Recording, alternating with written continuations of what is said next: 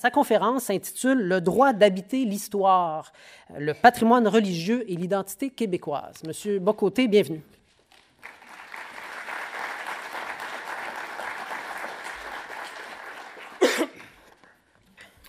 Alors, bonjour à tous et merci infiniment pour cette invitation qui me touche profondément parce que la question du patrimoine religieux, sans en être un expert de quelque manière que ce soit, me touche à la manière d'un citoyen québécois et d'un intellectuel québécois particulièrement soucieux d'habiter un pays qui ne soit pas qu'un présent perpétuel, d'habiter un pays qui s'inscrit dans la durée, d'habiter un pays qui ne soit pas finalement qu'une simple collection d'individus, je dirais, blindés dans leurs droits, mais un pays qui, pour reprendre la formule du philosophe français Alain Finkielkraut, c'est un monde qui nous accueille, il nous précède et qui nous survivra.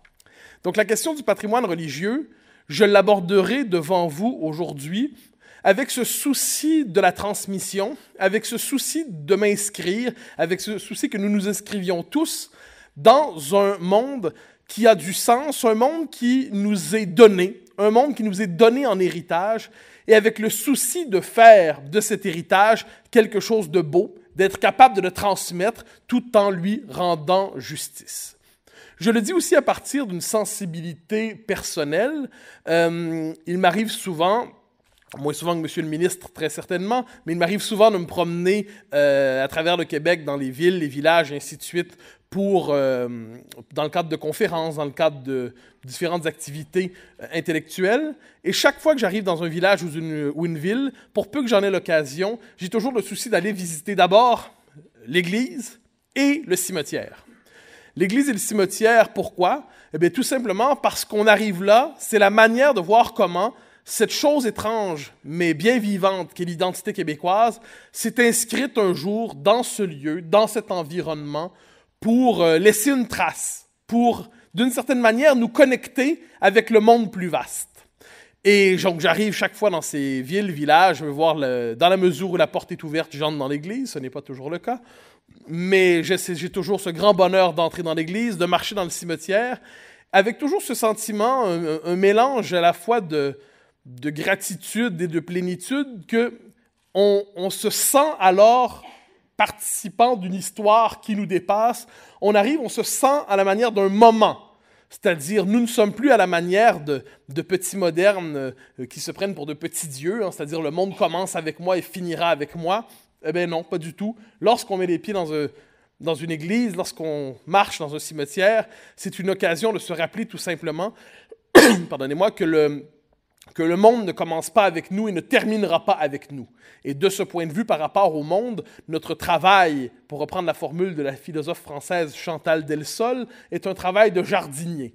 C'est une métaphore, je serais bien incapable de faire pousser une tomate, mais lorsque je dis de jardinier, c'est-à-dire on doit entretenir quelque chose qui nous échappe, dont les codes les plus intimes, nous ne les créons pas, et qui pourtant, on doit être capable d'aménager le monde, de le transformer, de le faire progresser. On doit être capable, d'une certaine manière, d'accueillir ce monde comme un héritage et de le faire vivre. Il y a, bien évidemment, un problème, au-delà de la sensibilité des uns et des autres, c'est le rapport collectif que nous entretenons avec ce dont le patrimoine religieux est le symbole au Québec, et plus largement, on pourrait dire le rapport collectif que les sociétés modernes entretiennent avec l'histoire. Les sociétés modernes ont un double rapport à l'histoire. Le premier, c'est ce qu'on pourrait appeler la tentation de l'oubli. C'est-à-dire, nous regardons, nous, modernes, fiers, émancipés, libres et délivrés, nous regardons le passé et nous disons, mais qu'est-ce que tout cela peut nous apprendre? Fondamentalement, rien. La technologie n'y était pas, les droits de l'homme n'y étaient pas, la démocratie n'y était pas, l'égalité homme-femme n'y était pas.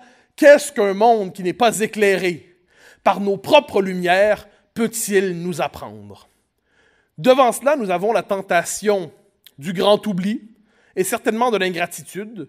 Nous nous tournons vers le passé en disant « ce sont des vieilleries ».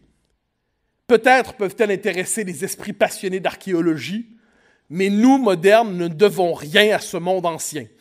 Nous le regardons à la manière d'un musée poussiéreux. bon pour les nostalgiques, bon pour les mélancoliques, mais sans valeur véritable. Nous regardons le passé à la manière d'un autre monde qui ne nous dit rien. C'est la tentation de l'oubli. Il y a aussi, peut-être plus grave encore, la tentation de la criminalisation du passé. Nous regardons le passé, nous regardons l'histoire, et nous nous disons, mais que tout cela est horrible. Ils ne sont pas comme nous. Comment pouvaient-ils vivre? Nous nous tournons vers le passé avec ce sentiment d'être devant un monde fondamentalement incompréhensible, sinon qu'il nous semble détestable. Et d'une certaine manière, nous nous félicitons alors de ne pas lui ressembler. Hein, c'est l'orgueil du moderne que de dire « je regarde cela et je regarde dans ce passé, je n'y vois qu'une chose, la confirmation de mon excellence au temps présent ». Je ne suis pas de ceux qui nient les vertus des sociétés modernes, la démocratie, la prospérité, les libertés, tout cela, nous nous en félicitons. Mais il y a néanmoins dans cette espèce d'esprit de supériorité morale à l'endroit de nos devanciers, à l'endroit de nos ancêtres, quelque chose qui relève d'un esprit assez mesquin, finalement. Nous nous tournons vers le passé persuadés d'une chose, il n'a rien à nous apprendre sinon que nous sommes aujourd'hui remarquables. De ce point de vue, que devrions-nous faire avec les symboles qu'il nous laisse? Eh bien, on le remarque, soit dit en passant, dans le rapport aux œuvres littéraires, souvent. Autrefois, on se tournait vers les grands textes, les textes de l'Antiquité grecque, romaine, les grandes figures de la littérature française. On se tournait vers ces textes, pourquoi? En espérant y trouver des exemples édifiants, des exemples bons pour une méditation sur la nature humaine. Aujourd'hui, on les regarde avec la passion de l'enquêteur. On dit « Ah! Manifestement, Cicéron avait un problème trouble avec l'égalité homme-femme. Pourquoi le relirions-nous? Aristote, bien sûr, il a marqué profondément la pensée occidentale, mais il légitimait l'esclavage. Aristote, philosophe d'abord? Non, esclavagiste d'abord. Bon. Alors, il y a cette espèce de rapport trouble où nous regardons nos devanciers pour nous féliciter de ne pas être comme eux. Le drame de la société québécoise, c'est que d'une certaine manière, il conjugue ces deux dispositions. Elle conjugue ces deux dispositions lorsqu'elle se tourne vers son passé. La société québécoise a à la fois le désir d'oubli et le désir de répudier ce qu'elle a été. Et ça se croise dans ce mythe que nous connaissons, qui habite encore la conscience collective, même s'il est moins tyrannique qu'auparavant, il est encore bien présent, c'est ce fameux mythe de la grande noirceur. Lorsque je parle du mythe de la grande noirceur, ce que je veux dire cette idée que le passé pré-révolutionnaire au Québec, pré-1960, forme un bloc et nous n'aurions à entretenir de rapport avec ce passé que sous le signe de la volonté de s'en désaffilier. Et le mythe de la grande noirceur marque profondément les consciences. Encore aujourd'hui, pour peu qu'on étudie les manuels scolaires avec un peu d'attention, pour peu qu'on étudie le discours public sur la mémoire, il y a cette idée comme quoi la rupture de 1960 demeure non pas un moment libérateur dans notre histoire. 1960, je ne suis pas de ceux qui renient la Révolution tranquille. La Révolution tranquille est un formidable moment d'émancipation nationale. C'est un moment où nous avons recommencé à espérer être maîtres chez nous. Mais la Révolution tranquille n'a pas besoin de détester tout ce qui l'a précédé pour être célébrée. Alors les Québécois se tournent vers leur passé, très souvent. Ils voient pauvreté, misère, indigence, obscurité. Ils y voient des temps tristes, ils y voient des temps qui ne méritent rien d'autre peut-être qu'une forme de tendresse familiale. C'était des temps odieux, mais j'aime néanmoins ma grand-mère. Donc, le rapport au collectif, ils ne parviennent à y intégrer une part de tendresse qu'à travers le souvenir familial, ce qui n'est pas rien. Mais en général, ils entretiennent avec ce passé un rapport fondamentalement hostile. Et c'est à ce moment qu'arrive le « mais ». Ils entretiennent un rapport fondamentalement hostile avec ce passé. Ils ont envie non plus d'être fidèles à quelque mémoire que ce soit, mais à se laisser aspirer par l'avenir, quitte quelquefois à être hypnotisés par la part de néant qu'il y a dans l'avenir. Hein? Cette espèce d'idée qu'ont les Québécois quelquefois qu'en se délivrant de notre culture, de notre histoire, de notre langue, de notre mémoire, nous serons enfin libres. Nous serons libres de tout héritage écrasant, sans comprendre qu'alors nous serons simplement nus et condamnés à grelotter dans un monde glacial. Mais nous regardons ce passé, mais nous rencontrons inévitablement, tôt ou tard, une part de ce passé qui est à bien des égards indélogeable, qui est physiquement indélogeable. Je nomme bien évidemment nos églises, ce patrimoine religieux dont nous parlerons dans les prochaines heures, dans les prochains jours. Nous rencontrons le patrimoine religieux dans la société québécoise à la manière d'un étrange point d'interrogation semé dans chacune de nos villes et de nos villages. Nous regardons ce patrimoine religieux et il est un rappel constant, obsédant pour plusieurs probablement, que le monde d'hier nous habite encore à sa manière et que ce monde d'hier, malgré l'ensemble des légendes ou des contes morbides qui l'entourent, ce monde d'hier n'était pas sans beauté. Ce monde d'hier dont nous avons hérité n'était pas sans noblesse. Ce monde d'hier n'était pas sans grandeur. Le patrimoine religieux fascine les Québécois, je crois, parce qu'il les fascine sans aucun doute, et j'aurai l'occasion d'y revenir, parce que devant ce bloc monolithique qui est celui de la mauvaise conscience et de la mémoire noire du monde pré-révolutionnaire, il est présent devant nous, à la manière d'un témoignage. Voilà le symbole de cet autre monde que nous ne sommes plus, mais qui nous interpelle néanmoins suffisamment pour que nous nous demandions, mais sommes-nous encore au moins un peu les héritiers de ce monde d'hier? Le patrimoine religieux apparaît dans notre paysage mental et dans notre paysage physique à la manière d'un point de rencontre possible entre le Québec d'avant et après 1960. Le patrimoine religieux est partout visible autour de nous à la manière d'un des rares ponts disponibles, un pont symbolique, un pont identitaire, un pont culturel entre le Québec d'après 1960 et le Québec d'avant 1960.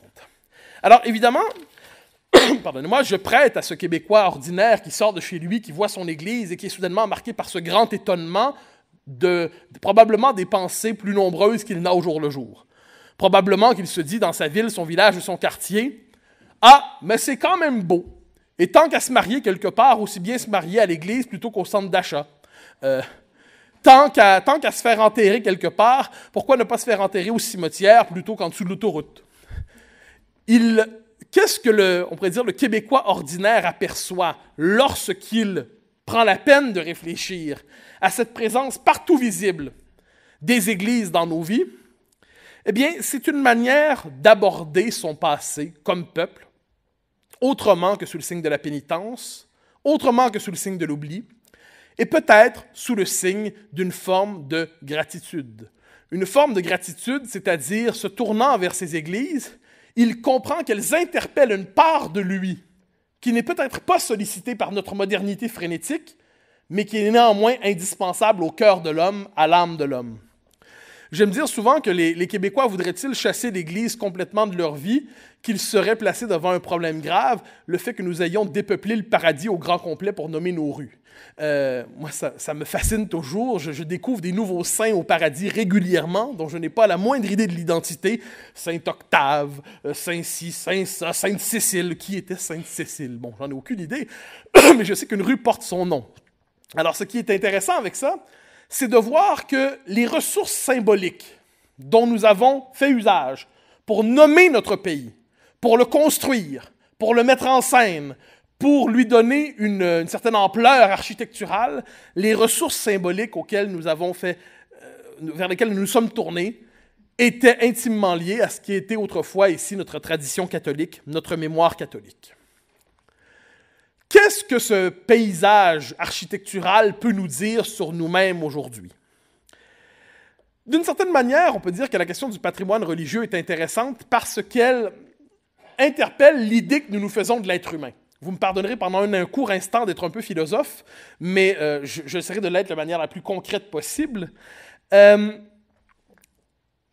grande erreur, je crois, des modernes que nous sommes, c'est de croire que nous représentons le point d'aboutissement de l'histoire humaine.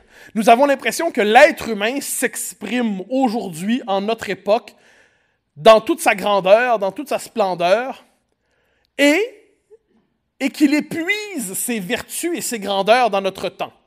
À la rigueur, on peut reconnaître dans le passé d'autres, on peut voir dans le passé la trace annonciatrice de ce que nous allons devenir dans notre grandeur, mais nous avons l'impression que nous sommes, en gros, le type d'être humain le plus évolué disponible. La question du patrimoine religieux pose les choses autrement. Elle nous rappelle une chose toute simple. Vous me permettrez la formule, je dirais que l'homme n'épuise jamais l'ensemble de ses possibilités dans l'époque où il vit. Je traduis. L'être humain vit dans une époque cultive certaines dispositions de l'âme, certaines dispositions du cœur, certaines vertus. Mais inévitablement, elle en néglige d'autres. Une époque peut valoriser, par exemple, le sens de la créativité. Elle va peut-être négliger inversement le sens de la fidélité. Elle peut valoriser l'égalité, elle peut négliger la liberté, et ainsi de suite.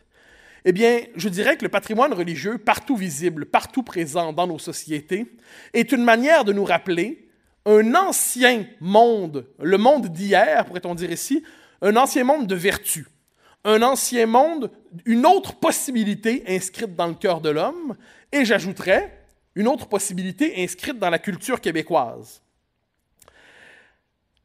Il témoigne d'abord et avant tout de la présence au cœur de notre histoire du sacré. C'est le moins qu'on puisse dire que les sociétés modernes ne savent plus exactement quoi sacraliser. Vous savez d'ailleurs, il y a une espèce de confusion du vocabulaire dans notre monde. Tout est historique. Une émission, par exemple, de télévision qui va durer pendant 12 heures, on va dire historique. 12 heures de télévision, à la suite, on va dire un nouveau moteur, révolutionnaire ce moteur. Bon. Et là, on va nous dire les valeurs sacrées qui sont les nôtres. Et là, on va constater que tout peut devenir sacré puisque plus rien ne l'est. Eh bien, ce qu'il y a de beau à travers nos églises, c'est qu'ils nous représentent, je dirais, le sacré, soit sous le signe, je l'ai dit, de la tendresse de la petite église de village, ou tout simplement d'un aspect monumental, c'est-à-dire quelquefois la beauté monumentale, la beauté qui est une institution, un lieu, un bâtiment, un édifice qui a été fait pour durer.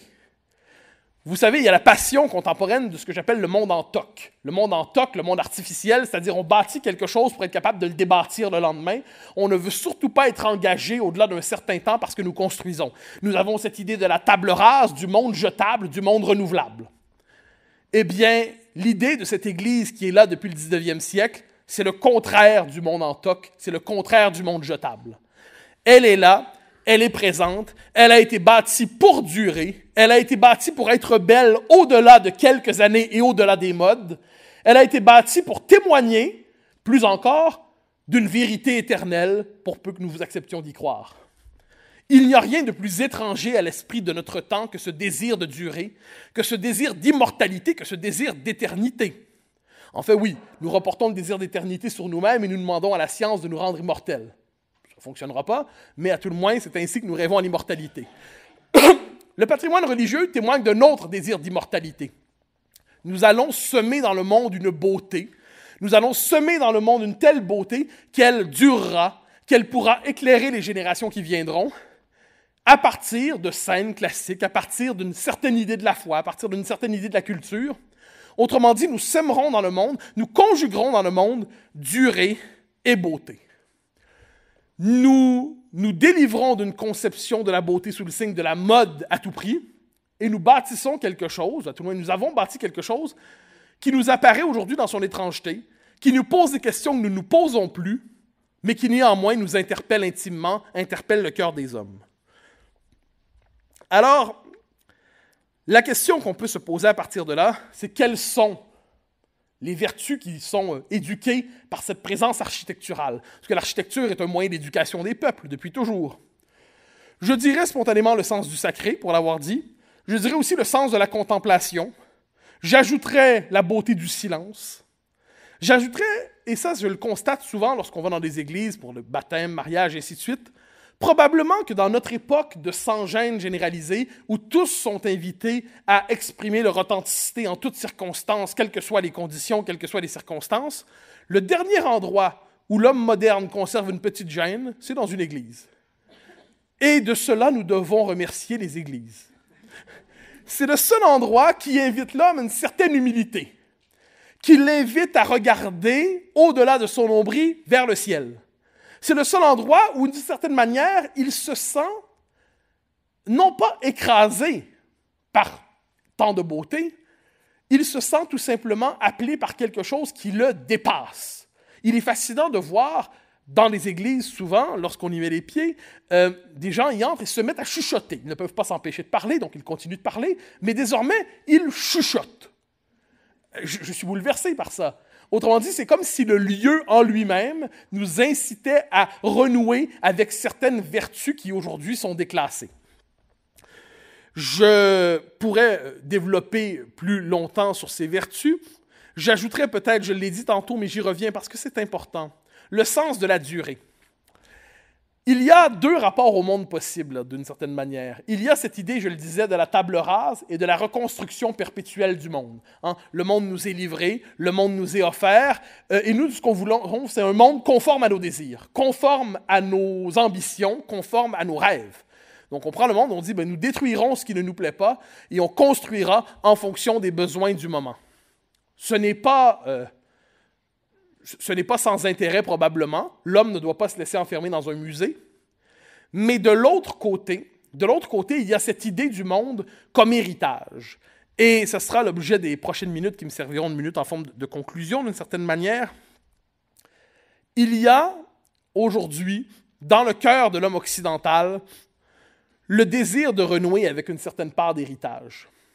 Il y a le sentiment que nous évoluons dans un monde frénétique, un monde bavard, un monde qui mutile l'homme à vouloir le transformer en tout et n'importe quoi. Il y a dans le cœur de l'homme occidental aujourd'hui, on peut le constater de mille manières, un appel à l'enracinement.